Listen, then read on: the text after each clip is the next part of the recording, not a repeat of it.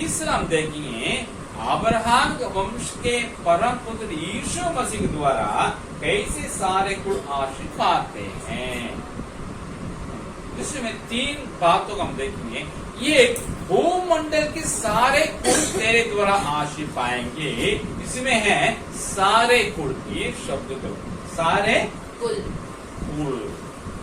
मानव जाति के सभी जातीय समूह जिसमें विश्व के सारे राष्ट्र शामिल हैं।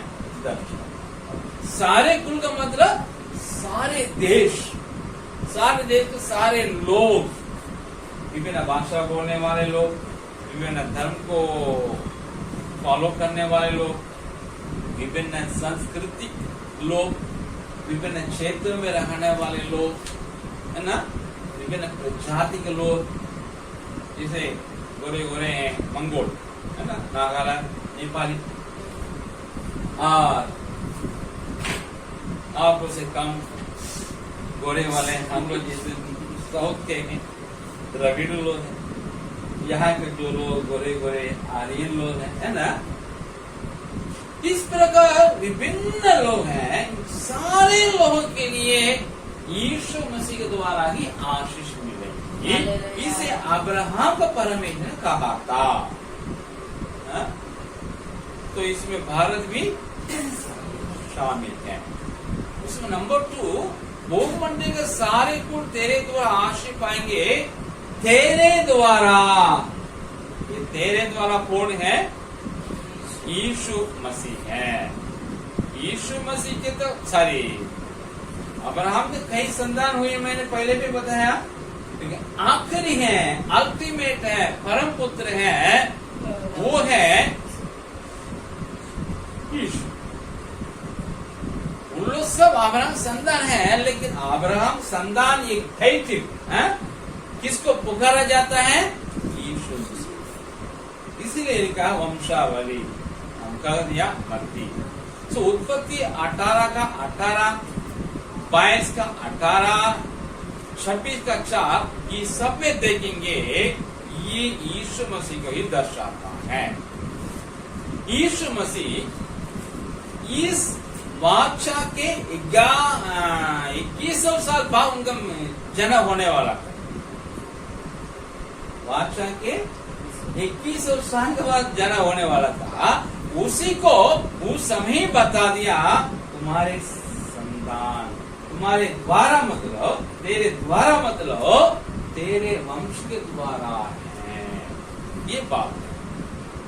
इसी को मत्ती 1:1 में लिखा है अब्राहम का संतान। गलातियों 3:16 में लिखा है वो मसीह है करके पौलुस का। सो अब्राहम के संतान बने यीशु के द्वारा होगा, यही बात है। तेरे द्वारा मतलब तेरे वंश के द्वारा जो होगा मसीह, जिसका नाम यीशु होगा, वो यीशु मसीह में पूरी हुई। तो हम देखते हैं इसलिए मत्ती रचित सुसमाचार लिखा गया है, यही है अब्राहम संतान, और कोई दूसरा नहीं है। इस दूसरे को नहीं समझना है, इसलिए उन लोग नहीं समझ पाए। कौन? इस्राएल लोग नहीं समझ पाए, क्रूस पे चढ़ा दिए। उनको लिख रहा है, अरे भाई जिसको तुमने क्रूस पे चढ़ाया वही है अब्राहम संतान, जानो करके अब्राहम से लेकर के यीशु में जो जितना वंशावली है ना, पूरा नाम खोज के रिकॉर्ड कर दिया। तो मत्ती ने लिखने की एक ही मकसद है, या प्रधान मकसद ये है, मुख्य मकसद ये है, उन लोग जाने यही अब्राहम की संतान।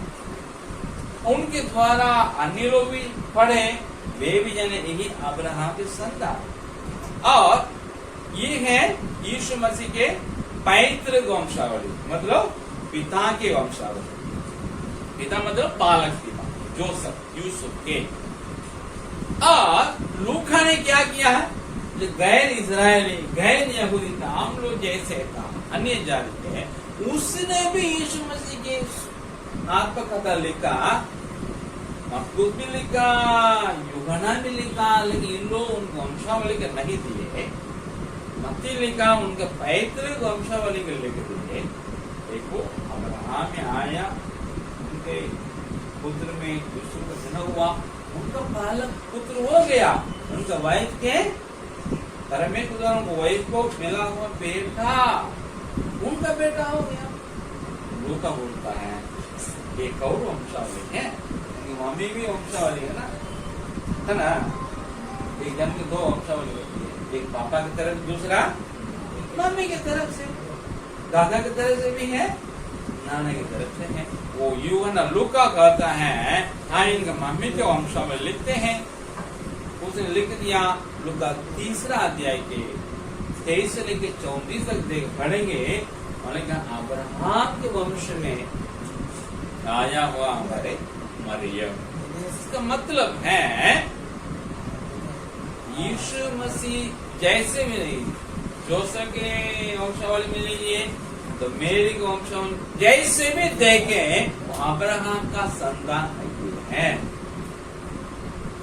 लोग बोल सकते हैं ना अब्राहम दादा नहीं ना, या बोले दादा ना तो नाना नहीं ना है। यीशु मसीह को दोनों है, पक्का हो गया है, अब्राहम का संतान पक्का संतान है, आधा अधूरा नहीं है। और प्रेरित पौलुस भी इस बात को बताएगा कि मैं थोड़ी देर पहले बताया 3:16 में लिखा है।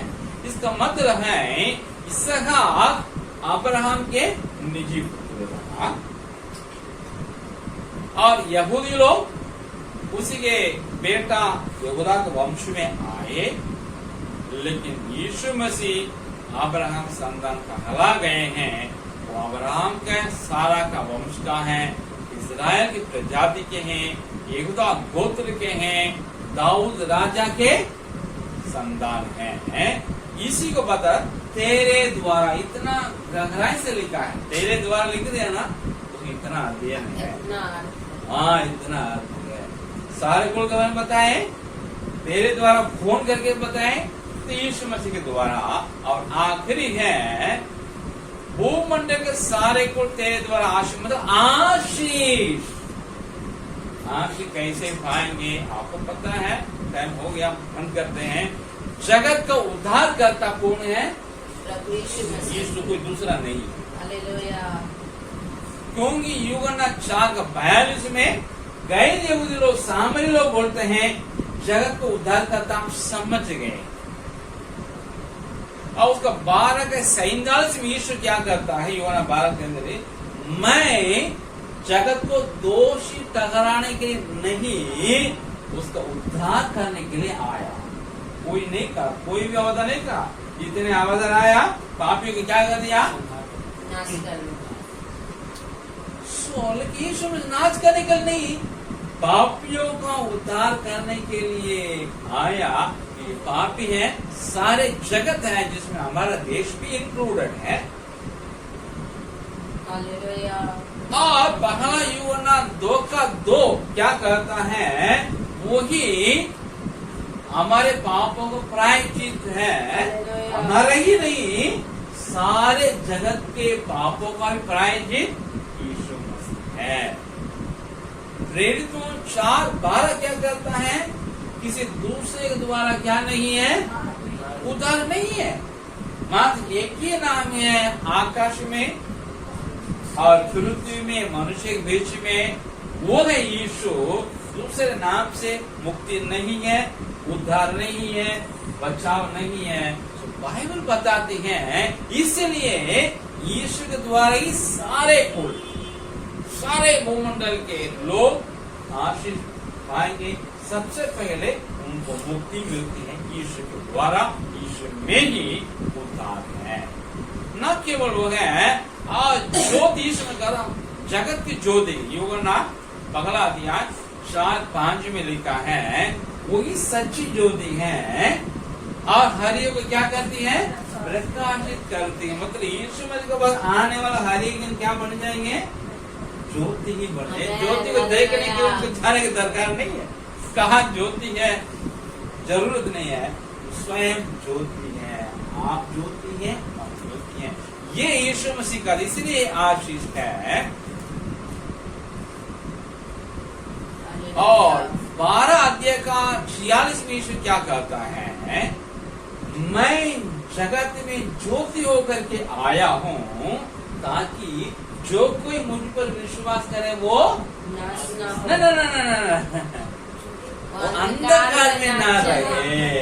तो यीशु मसीह को फॉलो करने वाला अंधकार में कभी नहीं रहेगा, मतलब गलत काम कर ही नहीं सकता है।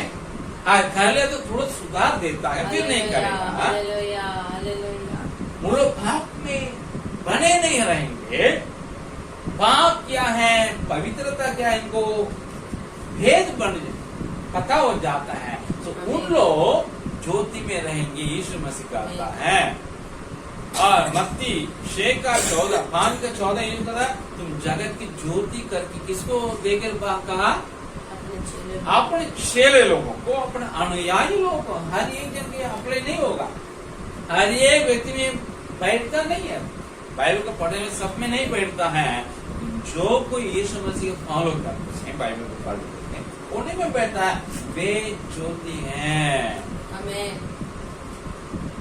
और तीसरा क्या है, यूहन्ना 10:28 में यीशु में मैं उनके लिए आनंद जीवन देता हूँ, अपने भेड़ों के लिए वो अपने जीवन देता है। जीवन दे के लिए इन लोग जीवन को भरपूर देता है। और उनको आनंद जी मतलब मृत्यु के बाद भी एक लंबा एक जीवन है जिसको अंत नहीं है। वो यीशु मसीह के अनुयायियों के लिए, चाहे वो किसी भी कुल का हो, पृथ्वी पे मिलेगा। हालेलुया। और 11:25 में क्या लिखा है, यीशु मसीह जो मुझ पर विश्वास रखता है मरेगा तो भी क्या हो जाएगा? जिएगा। तो यीशु मसीह के पास आने वालों को ऐसा एक आशा मिलती है, मरने के बाद मुझे क्या मिलेगा? पुनरुत्थान होगा, मुझे एक ऐसा शरीर दी जाएगी जो महिमामय है, जिसमें कोई रोग नहीं रहेगा, जिसमें कोई पसीना छूटेगा नहीं, जिसमें गंदी निकलेगा ही नहीं। जो गॉड का है वो यीशु मसीह का है, वो मुझे मिलेगा। यीशु मसीह के पास नहीं आए, वही बोलेगा कितना जन्म लेते रहेंगे, कभी जानवर, कभी कीड़ा, कभी पक्षी। क्यों ऐसा बोलते हैं? उनका आशा नहीं बोलते हैं। लेकिन यीशु मसीह पर आने वालों को आशा मिल गई, वो नहीं बोलेगा अगला जन्म हमको जानवर, ना अगला जन्म होता ही नहीं है। पूर्व जन्म पे नहीं है, पुनर्जन्म पे नहीं है, लेकिन पुनर्जीवन होगा। पुनर्जीवित होंगे, इससे बेहतरीन बॉडी में रहेंगे, जिसमें आंसू नहीं होगा, भूख नहीं होगा, प्यास नहीं होगा, दर्द नहीं होगा। इसलिए यीशु मसीह आशीष है। इससे मसीहियत में उपलब्ध है, किसी और में नहीं है। ईसाई धर्म में भी उपलब्ध नहीं है। ईसाई धर्म को वाला क्या बोलते हैं, कोई मर गया, पादरी बोलेगा उनका आत्मा के हम क्या करेंगे? शांति के लिए प्रार्थना करेंगे। अरे भाई, ऐसे पादरी मूर्ख पादरी हो गए। मरने के बाद अपने चर्च के किसी क्रिश्चियन की आत्मा शांति के लिए कोई पादरी प्रार्थना करेगा, अपने चर्च के लोग प्रार्थना करने को बोलेगा, वो पादरी मूर्ख है बाइबल का। क्योंकि मरने के बाद कुछ नहीं कर सकते हैं मरे हुए लोग।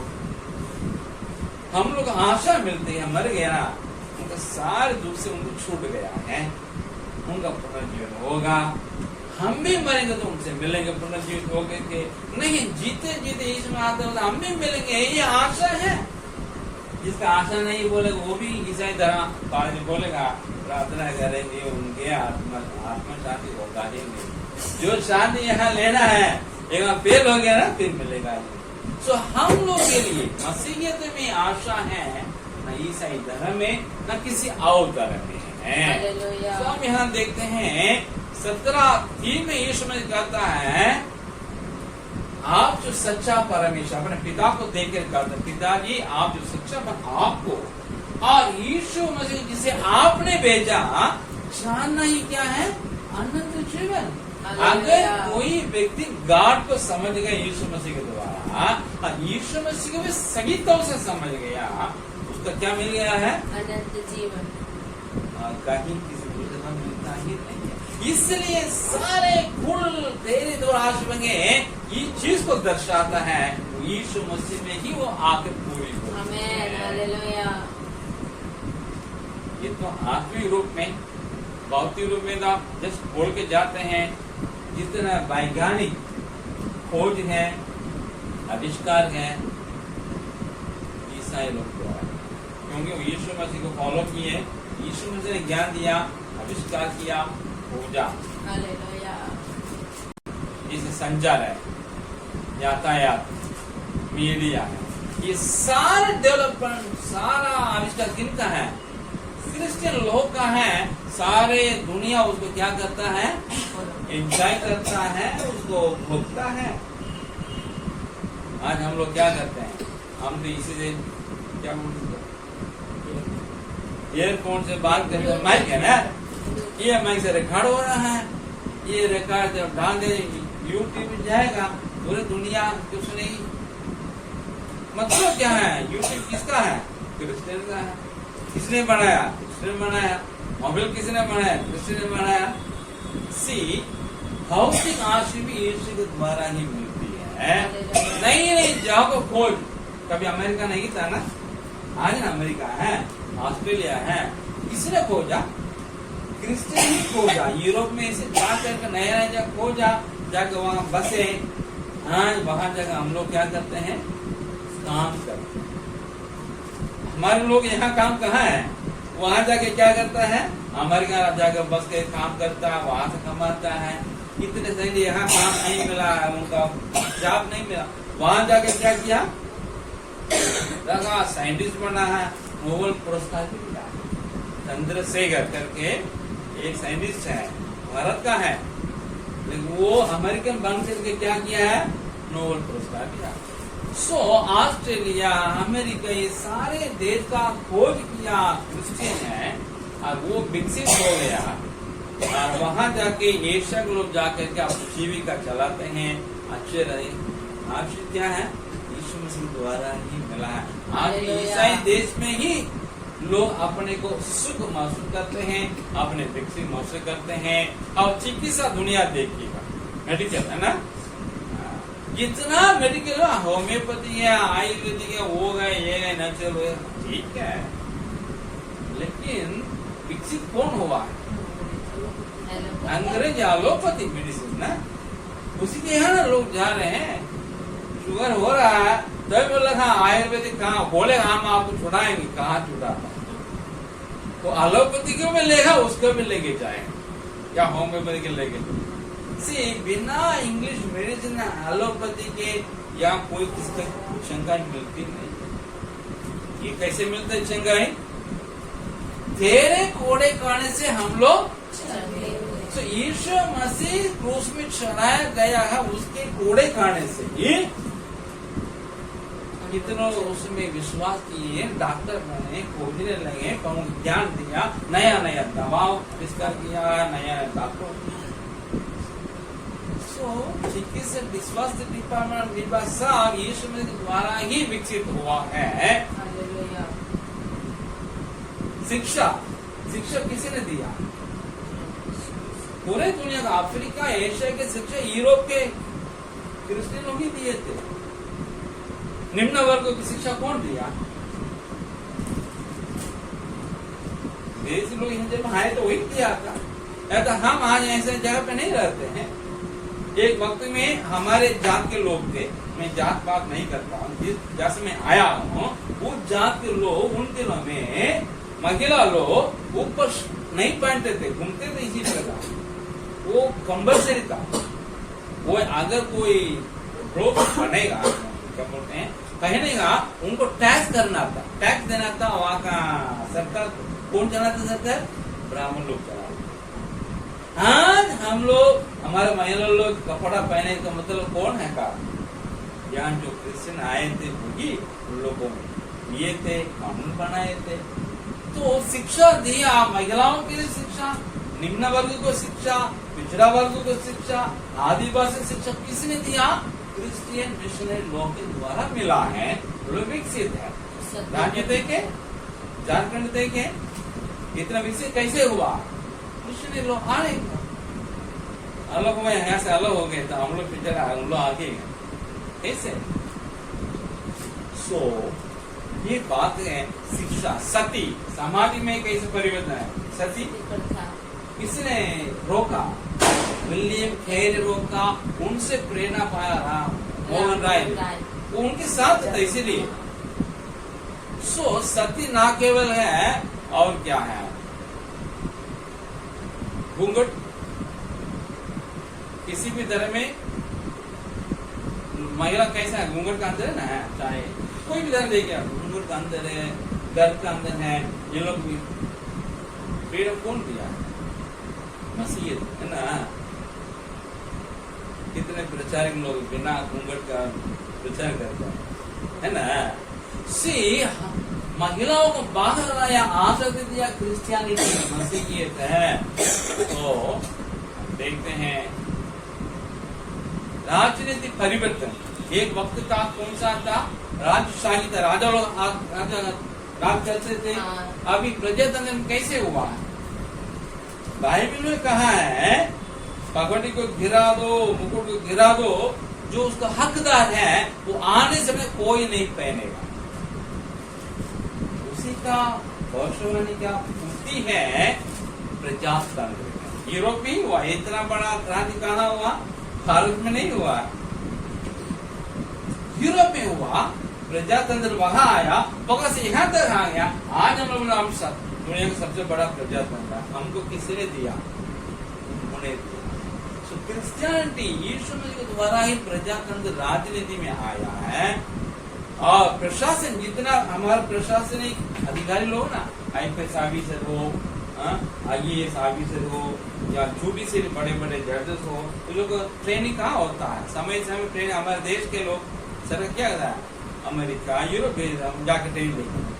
जितना भी हम उन्नति पाएंगे तो भी आज भी हम प्रशिक्षण उन्हीं से लेते हैं। हमारे लिए क्रिश्चियन लोग कौन है, हमारे देश के लिए भी आशीर्वाद कारण है। उनके बिना हम लोग तरक्की नहीं कर सकते हैं। और ये है भौतिक समृद्धि और नैतिक समृद्धि है। अंत करते हैं मैरिज लाइफ के बारे में और लोगों का नैतिक जीवन के बारे में, काम करने के बारे में, सारी परिभाषाएं क्रिश्चियन लोगों का है बाइबल से। मानवाधिकार कहाँ से आया, ईसाई देश से। बाइबल लिखा है एक व्यक्ति एक ही जन को क्या करना है, शादी करना, दो को नहीं करना। दो तीन लोग हैं, बाइबल को सही नहीं ठहराता है, सही उसी को ठहराता है जो एक व्यक्ति एक महिला का ठहराता है ना, एक महिला एक व्यक्ति के साथ, वो है मैरिज। एक व्यक्ति के लिए 5 पति 5 महिला, पुरुष के लिए एक महिला, ये कहाँ है, बाइबल में नहीं। सो हमारे बाइबल ही आपको सारा परिभाषा देती है जीवन बिताने का। स्ट्रे करते हैं हम लोग, स्ट्रे करते कि नहीं करते, स्ट्राइक लीड करने वाला क्रिश्चियन नहीं होगा। स्ट्राइक लीड करता है ना, वो क्रिश्चियन नहीं होगा। तो बाइबल में स्ट्राइक करने के लिए, काम करने वाला स्ट्राइक करने के लिए उसमें उपदेश नहीं है, लेकिन मानने के लिए उपदेश है। बाइबल क्या बताती है, जिसके लिए तुम सेवा करते हो मालिक के लिए, उसको सीधा से करो, तुम्हारा वेतन परमेश्वर तक, ये बाइबल बताती है। वो देगा नहीं, लेकिन हाँ जो नॉन क्रिश्चियन वो क्या, हम काम करते हैं, हमको वेतन बढ़ाते नहीं, स्ट्राइक करेंगे, उसके बाद क्या होता है, आग जल बहुत कुछ होता है, थोड़ा होता है। लेकिन क्रिश्चियन कहीं स्ट्राइक नहीं कराता है ना, स्ट्राइक लीड करता है। मजबूरी के साथ रहते इसलिए जाता है, लेकिन मन से नहीं जाता, एक्टिव नहीं होता। कारण क्या है, नैतिक जीवन की उपदेश बाइबल में है, यीशु मसीह के द्वारा है, उनके लोगों के द्वारा मिला है। ऐसे लोग उनको पालन करते हैं, दूसरों को सिखाते हैं। इसलिए जहाँ क्रिश्चियन है, क्रिश्चियन इंस्टीट्यूशन है, वहाँ शांति है, अमन है, ये है। याद रखें, अब्राहम को बता सारे भूमंड के सारे को तेरे द्वारा आशीष पाएंगे, मतलब यीशु मसीह में आके हम जो होता है, कोई होती है, उसमें आप और हम शासन